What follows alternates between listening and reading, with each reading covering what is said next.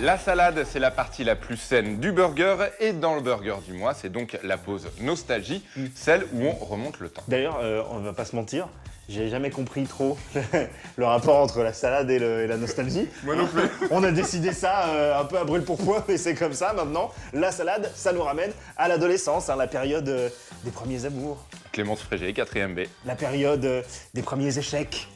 Clémence Frégé, 4ème B. Ah, bon, pas de bol. Mais bon, ça nous ramène aussi à la période de la Super Nintendo. Et ça, c'est cool, c'est les années 90. Hein, Nico, ça va? C'est encore frais, c'est un peu... C'est là quoi, c'est douloureux. Tu veux qu'on te laisse un peu de temps?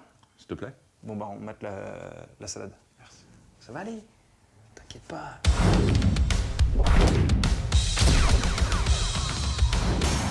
Il est une règle assez ancienne et pleine de véracité. Dans le jeu vidéo, les adaptations de films ou de séries sont souvent très mauvaises. Et puis, il y a eu la trilogie Star Wars sur Super Nintendo, et là, limite, on n'est pas vraiment capable d'émettre un Impossible. avis, un minimum objectif sur ces jeux, puisqu'ils ont marqué notre adolescence.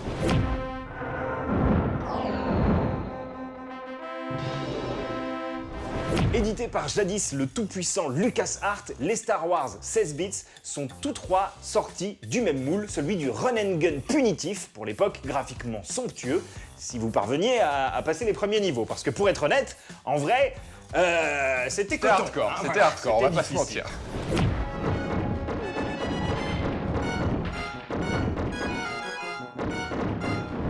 Les jeux sortis entre 1992 et 1995 sont développés par Sculptured Software, Oh. c'est pas simple à dire, ouais, spécialisé dans les jeux de catch franchisés WWF. Ils sont également à l'origine de nombreuses adaptations, dont Robin des Bois, période Kevin Costner. Tiens d'ailleurs, cadeau pour vous autres mélomanes.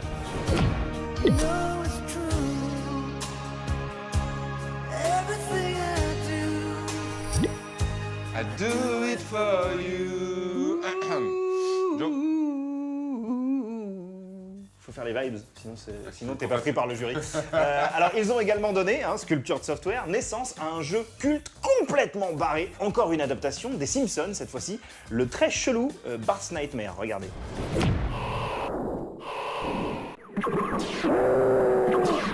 Mais revenons à Star Wars, Sculptured Software, deuxième fois d'affilée que j'y Pas mal, arrive, pas mal. reprend donc grosso modo le modèle d'un Metal Slug, un jeu vidéo d'arcade culte de beat'em all, converti à l'univers Star Wars et poussant parfois le curseur de la difficulté à le maximum. Oui, on peut dire ça, ce qui n'empêche pas les jeux, si on s'acharne un petit peu, de réserver quelques niveaux absolument magnifiques.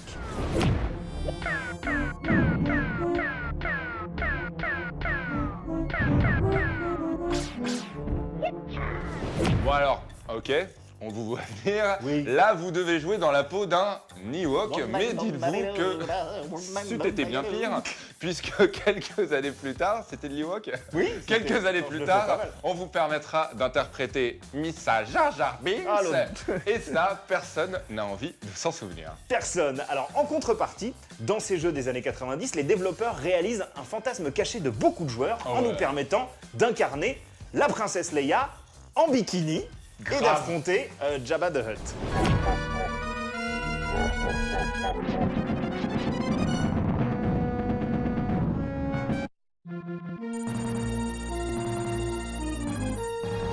La trilogie Star Wars sur Super Nintendo, c'était pas une partie de plaisir, mais ça a vraiment un petit charme rétro et ça répond au moins à une question. Les jeux vidéo, on sait pas vraiment si c'était mieux avant ou pas, on peut pas se prononcer, mais une chose est sûre, c'était plus difficile. Et si vous faites partie des gens qui possèdent une Wii, ils sont dispo sur la Virtual Console de Nintendo. Oh putain! Qu'est-ce qu'il y a? Mais j'ai ma Wii U! J'ai toujours ma Wii U avec moi! Alors, tu fais partie des 10 personnes qui l'ont acheté Oui. et des 3 qui l'ont gardé. Exactement. Par contre, c'est pas dispo sur Wii U, c'est uniquement sur Wii. Donc Ah bon tu peux la ranger. Ça sert à rien. Non. On l'aime énormément, passionnément, et on ne cessera jamais de lui dire merci. Tarama? Et en même temps, on le méprise, on le déteste, et souvent à juste titre et par sa propre faute. Tarama? Il s'agit de George Lucas, le papa de Star Wars, désormais à la retraite, mais toujours bien présent dans les mémoires et la colère des fans de Luke Skywalker. Et cette guerre entre le réalisateur et les cinéphiles, c'est le sujet de notre baston du mois dans ce burger en grande partie consacré, sorti de Rogue One oblige, à la guerre des étoiles.